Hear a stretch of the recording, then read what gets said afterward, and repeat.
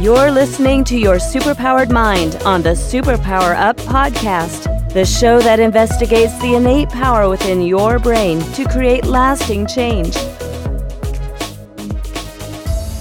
Hello, everyone. Welcome to Your Superpowered Mind. I'm your host, Kristin Maxwell, and in this show, we explore the process of transformation and give you tools and strategies you can use to transform your own life. Today, we're going to be talking to Joy Freeman about healing shame to build self-worth.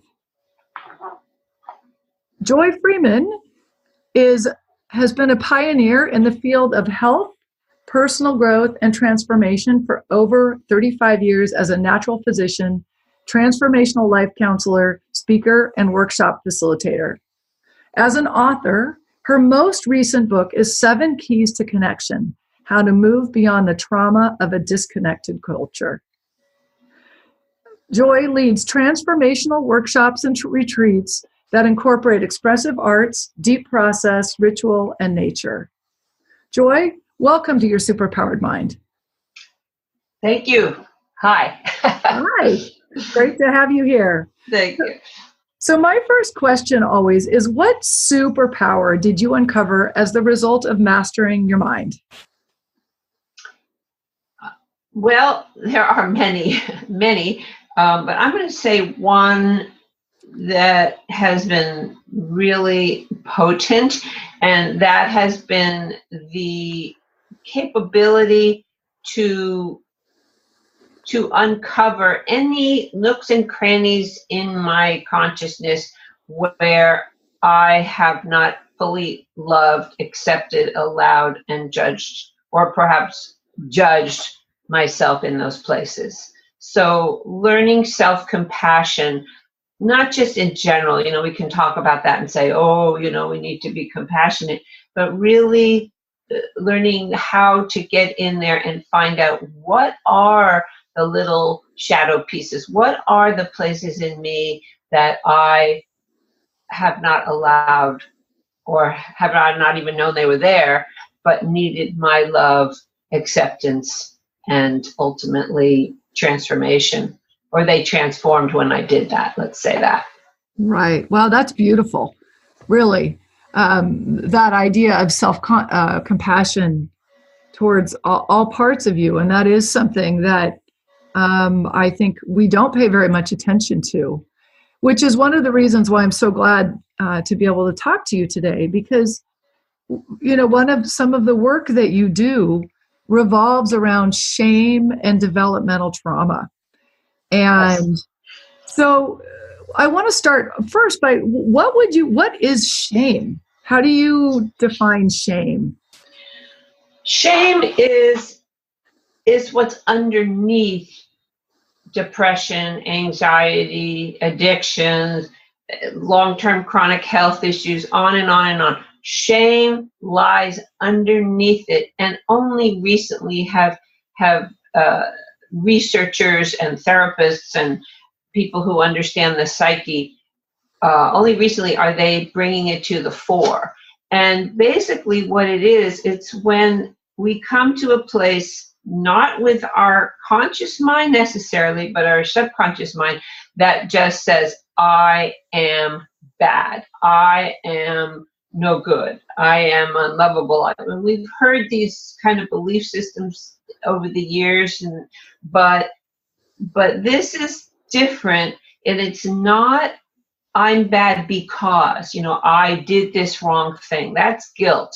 This is just an inference that gets in there, and it gets in there for a number of reasons. And I don't know if you want me to go into those reasons yet. Sure, yeah, I would love. Yeah. So how, and first of all, is this something, would you say that shame is really common? Is this something that? Oh yeah. It's pervasive in our culture. And in a little bit, I'll tell you about some of our reactions to shame, like how the way that people respond to it.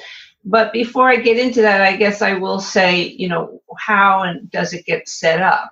Well, so I'm going to take a little sidestep to something called ACEs. I don't know if you've ever heard of them. Those are adverse childhood experiences. And unbelievable how prolific they are. And they came about through a study that Kaiser did many years ago, along with the CDC, Center for Disease Control. And what they found was that a huge percentage of people have at least one and often 3 or 4.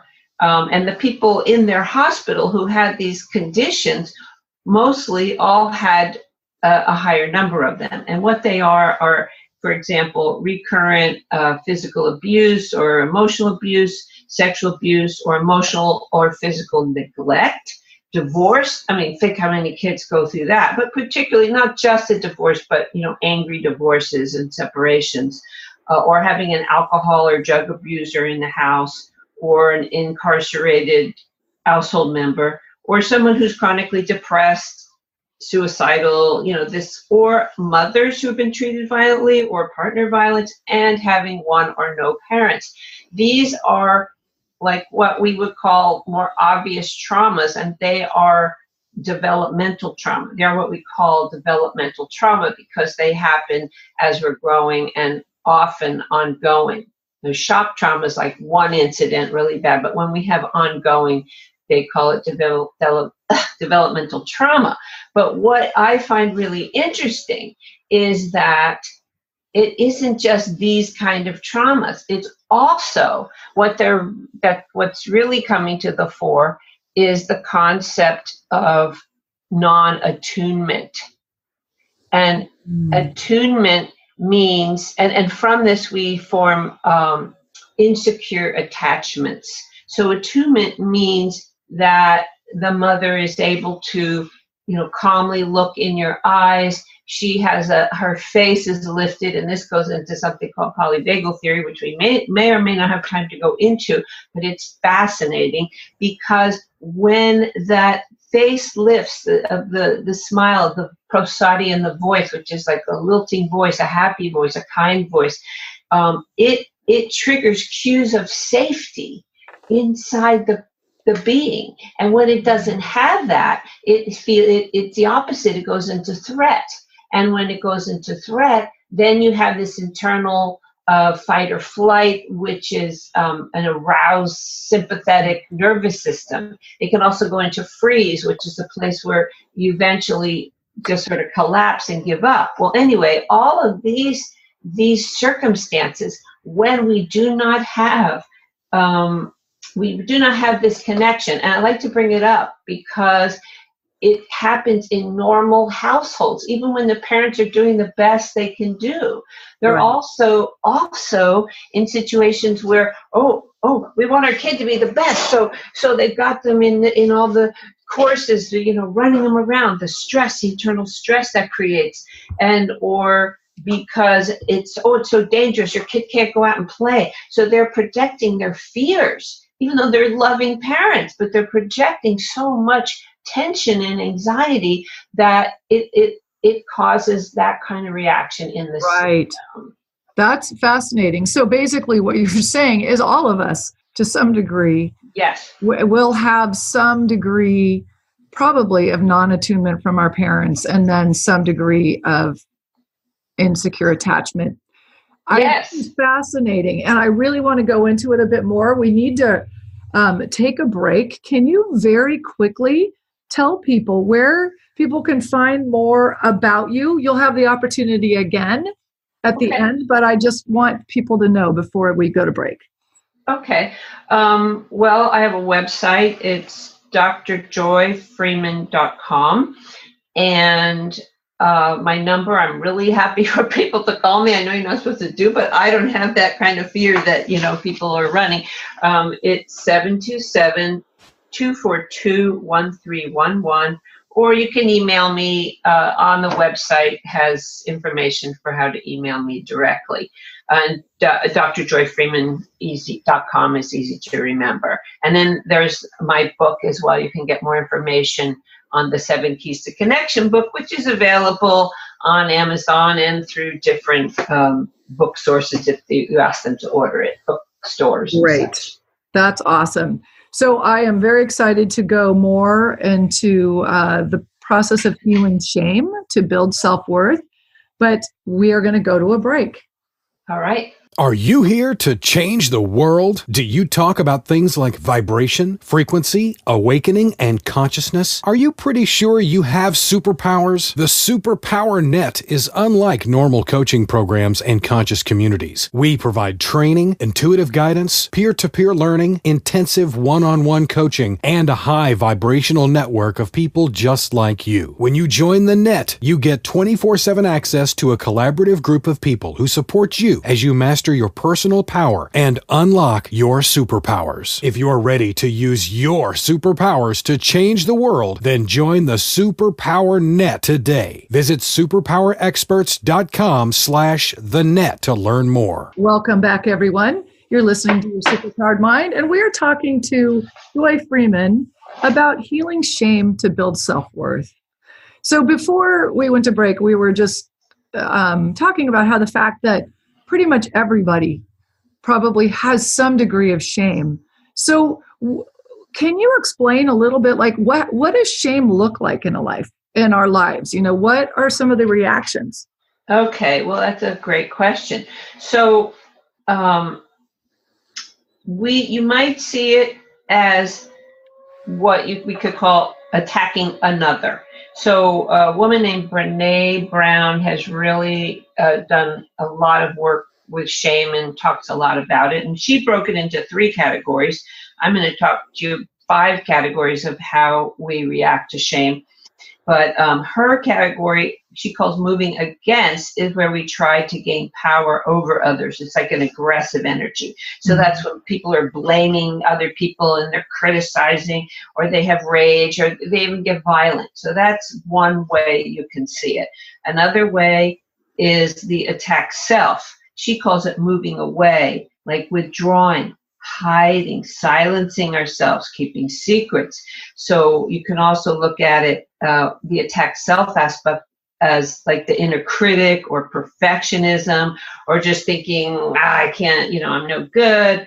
But I think the really most important one to really pay attention to right now for the average person is that kind of silencing ourselves, how we don't let ourselves just be seen. We can't take risks because we can't, because we're hiding, we're withdrawing. And also isolation comes in, that desire to I don't want to socialize, or else it's the opposite, where you have to have a person around you all the time. And then there's another response, which Brené calls moving towards, which is seeking to please and appease, or we could also say it, doing whatever it takes to keep connection. So, codependence can fall into that. And then the last one is denying, which is where we go addictions or dissociation, numbness, or total shutdown. So those are some of the common reactions to shame. But now there's interesting concept of how it grows shame, what makes shame get worse in our lives. And that could be sort of bottom line down to judgment, secrecy, and silence. So you asked the question about how do you undo it? How do you transform out of it? And the opposite is empathy, is being received and attuned to. Now, remember, going back to the initial issue of attunement. So when we don't get it, it starts to set up the shame situation, but at the same time, giving someone who's receptive to you, who attunes to what you're saying, who sees you. That could even be a paid, a therapist that understands shame. That helps to unwind it. It's like the antibiotic for it. And I use that word because there's this great analogy. If you had a petri dish, and the petri dish, you know what that is, right? In Yes. Biological science. So you put in, say, some microbes, And if you drop, what feeds those microbes is, as I said, the judgment, secrecy, and silence. But if you feed it like an antibiotic, you feed it this empathy, it starts to heal it. Though there's more to it than that, but let's say that's the beginning. Also, I like the analogy of like empathy is like the light and shame is the darkness. And so just like with light, darkness cannot survive when the light is shown on it, right? So in the same way, this darkness of shame cannot survive in an environment of the light of love, empathy, self-compassion, what I started talking about in the beginning. So how, if somebody is dealing with shame and feeling shame, how do you recommend they go about shining light on this? Because maybe they're not sure that they're worthy of the empathy or the love. Oh, that's a good question, because you're really right about that. Are they worthy? Because a lot of people don't even know, most people don't even know they carry shame. They don't even want to talk about it because, oh, shame, it's a shameful word, shame, oh, I don't have shame, or that's too horrible to be me, or I'm too tough of a guy to think I have shame.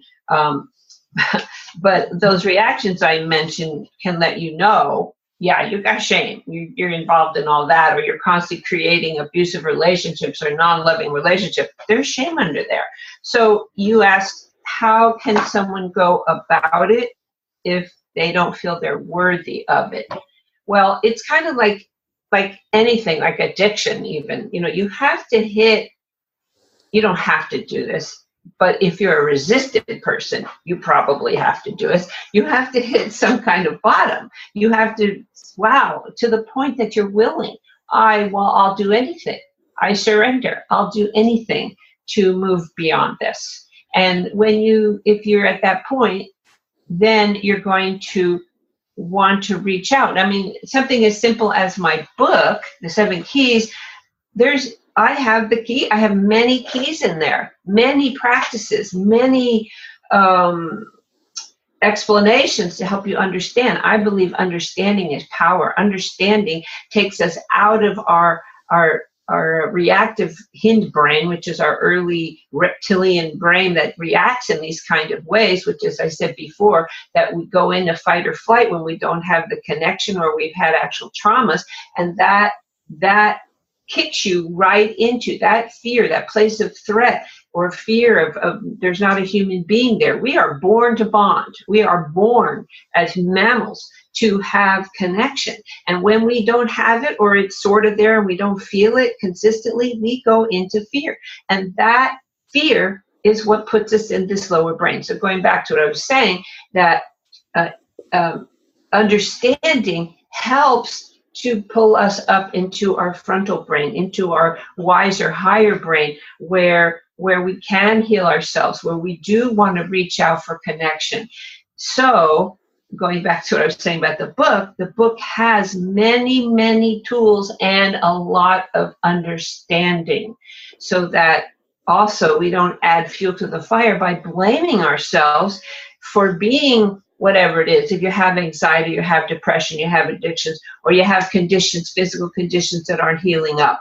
Okay, the guilt, the making ourselves wrong makes it all worse. It's not your fault. We live in a culture that has set this up for ourselves. We're born into it, but this is the time on the planet to turn it around. And there are tools, many, many tools. And that's what I think was so special about my book, is that I congealed. You don't have to read 20 books. It's there, all there. I mean, everything you need for not everything, I can't say that, but much for a full transformational path is integrated into this one resource. Wow, that sounds powerful. I want to say one other thing. People told me, no, it's too much in this book. No, I want people to be able to transform, and I couldn't not put it all in there because we need, it's a multidimensional path to be able to unwind from all of the wounding and from all of this let's say, historical trauma that's in our system. Yes.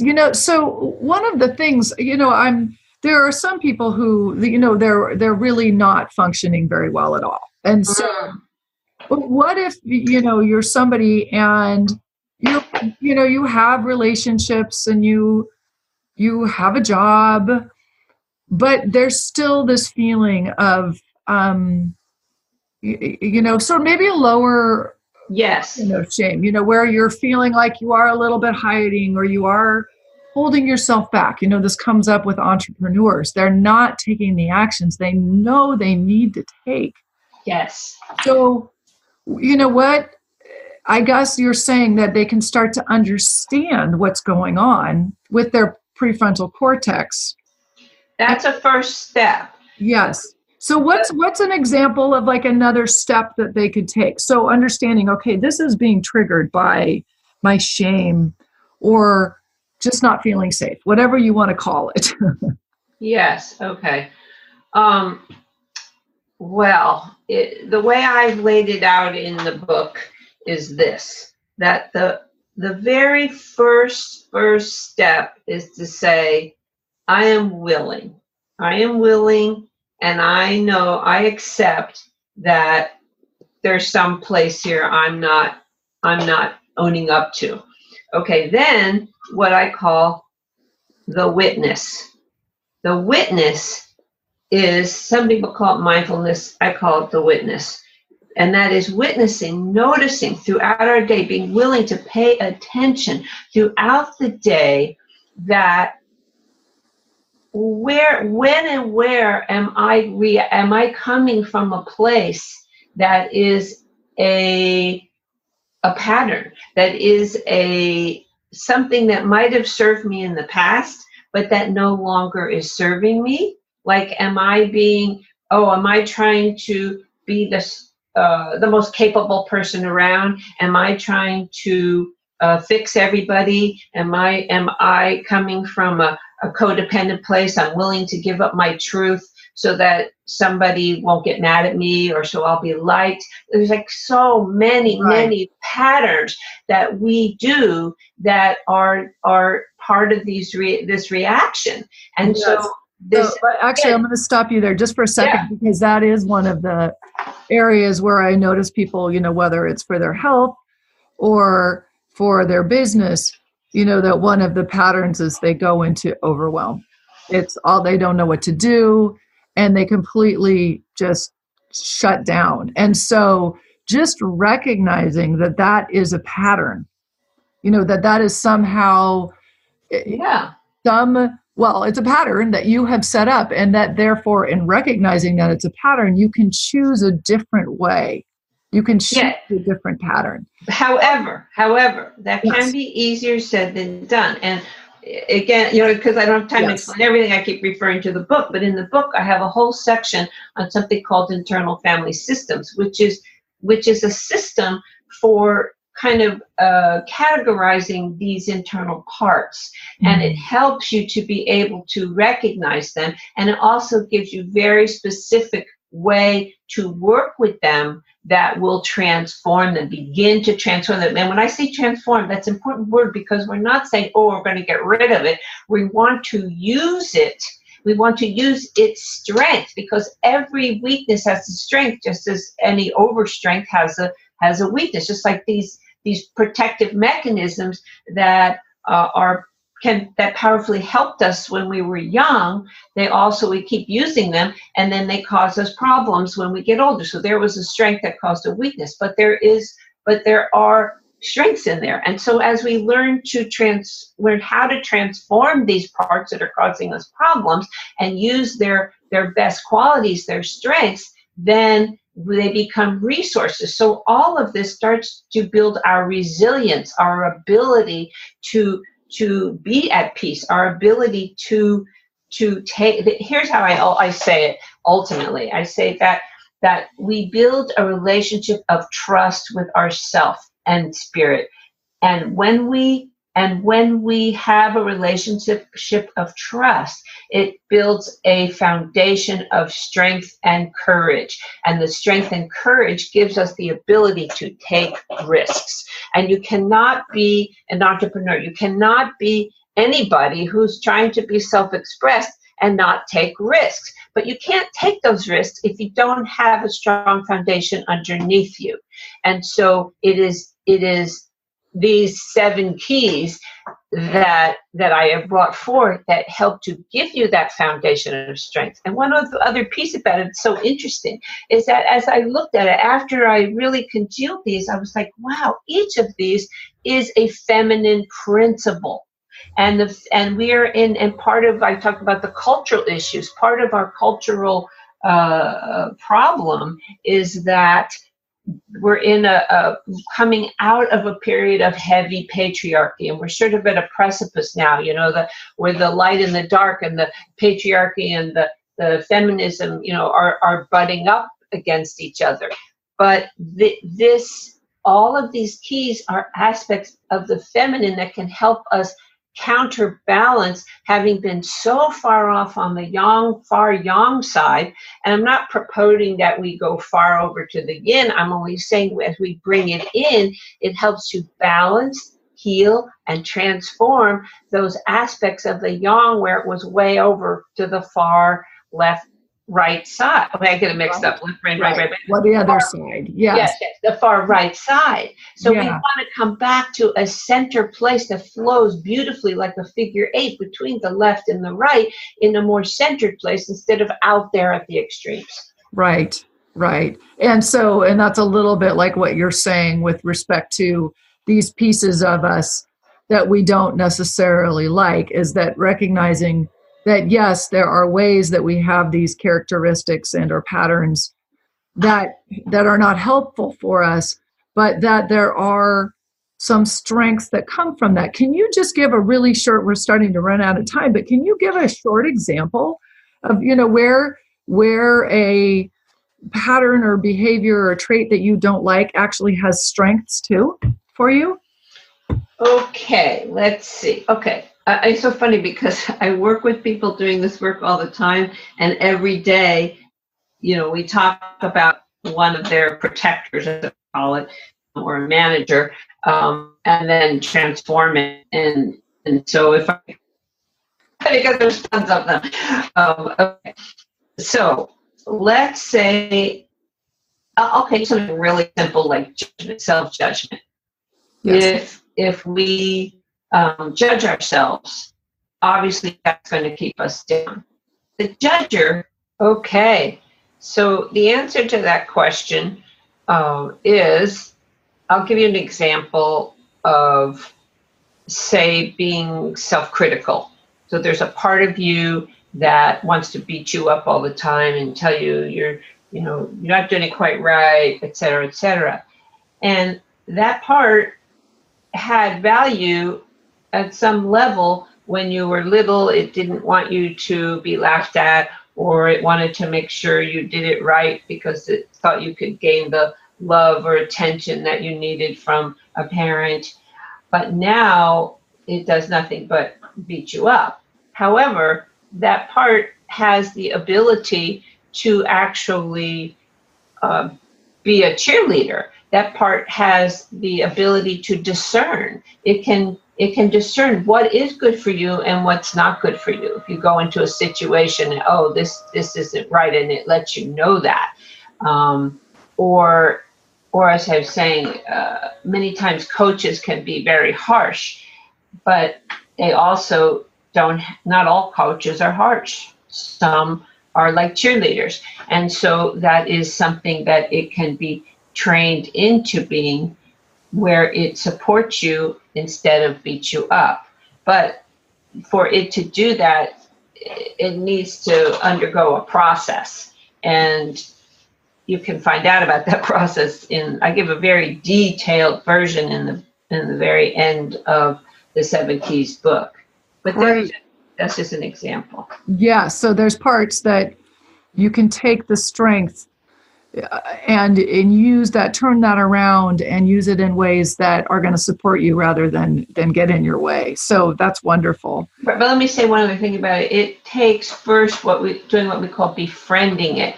So that is the part I was saying earlier about coming to a place of compassion for it and understanding. And so having a deeper conversation with it to understand, what were you trying to do for me? Oh, and when you get it, it's like all of a sudden your heart kind of opens, like, oh, yeah, I don't have to hate it now. I mean, I don't like what's been happening, but I don't hate it because I get it, that it really, really was trying to help me, even though it was in some backward way, either that it learned from someone else or just somehow picked up that was how it was supposed to help you. Right. That's great. So can you remind people, once again, where they can learn more about you and your book? Okay, you can go to www.drjoyfreeman.com. You can call me, 727-242-1311. Oh, and I do offer a 20-minute session with me just to kind of feel in and see if it seems like a right choice for you. And you can also go to any bookstore and ask them to order the 7 Keys or go on Amazon. Awesome. Thank you so much for sharing your wisdom with us today. You're welcome. Really and it's been a pleasure. Good. Thank you. And listeners, thank you for being here. Until next time, go out and remember that you do hold the power to change and transform your world. Are you ready to discover your superpowers? Go now to superpowerexperts.com and take the superpower quiz today.